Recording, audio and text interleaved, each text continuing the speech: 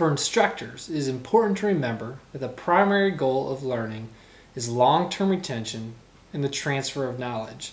To help foster long-term retention and transfer, retrieval of knowledge must be practiced. Activating prior knowledge not only helps students practice retrieval, it is vital for new learning. Prior knowledge is like a foundation. Say like a foundation a house is built upon. For a house, it needs a strong foundation so the house itself can stand.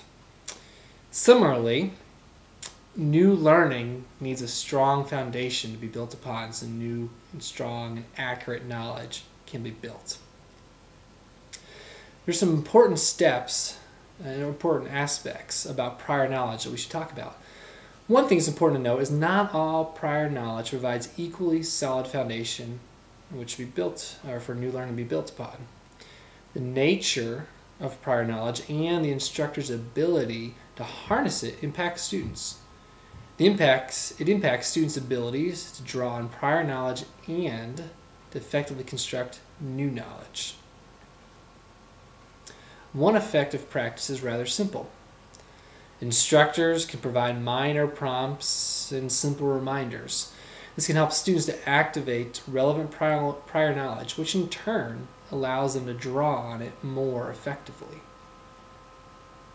Instructors must be careful, however, because not all prior knowledge is fitting for the setting. Accessing prior knowledge can lead to students activating inaccurate knowledge, or the student may activate accurate knowledge, but just not appropriate for the subject that's being discussed.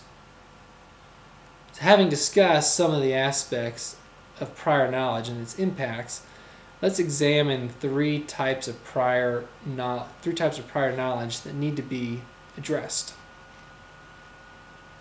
One type is a student who has accurate but insufficient prior knowledge. In this case, the instructor can usually fill in the gaps. The second type is inappropriate prior knowledge. This can occur when students try to take basic ideas and apply it to more complex ones. And lastly, there's inaccurate prior knowledge. And we're going to spend a little bit more time talking about this. Inaccurate prior knowledge consists of flawed ideas, beliefs, models, or theories. These we will label misconceptions. Correcting inaccurate prior knowledge can often be challenging. Many times misconceptions have been reinforced over time and across multiple contexts such as upbringings, values, prior education, and a variety of other ways, which can lead to be challenging to correct.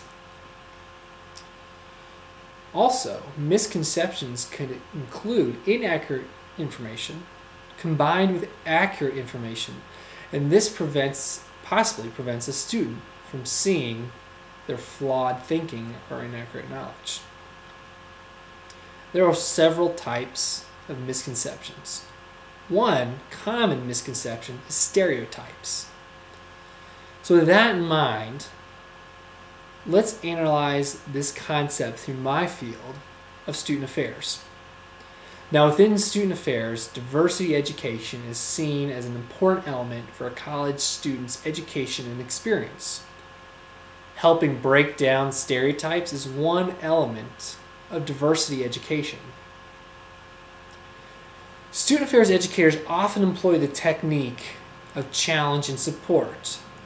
In this case, helping students challenge their worldview and supporting them through the process of examining both old information and new information regarding their worldview. So let's look at a specific example. Let's take a student who's entering their first year of college, and this student is from a rural community. And in this rural community, women are often only seen as teachers or stay-at-home mothers. The student is now in an urban institution. As an engineering major, they're taking their first introductory engineering class. And on the first day of class, the student is shocked to see a group of female students in the class. You see, the student is not used and did not believe that women had the ability to be successful in science fields. And so he couldn't imagine having women in his engineering class. On the way home from class, he bumped into his hall director as he entered his residence hall. The hall director, through some talking, asked the student how they're doing, and this conversation came up about the student's surprise in his class. The hall director used challenge and support to ask the student more about his ideas on gender issues, and it helped the student see the disconnect between his prior knowledge and the new world around him, this new knowledge. It was the classroom experience that caused the student to access inaccurate prior knowledge. The hall director walked with the student, helped them see the disconnect between what he knew in the past and what he's now learning.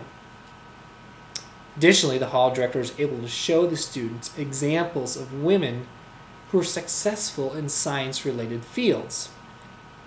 These examples, through time and continued conversations with the hall director, again employing challenge and support, help the student correct the inaccurate prior knowledge.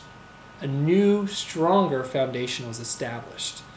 This new foundation allowed the student to have new learning and new knowledge accurately built upon this new foundation.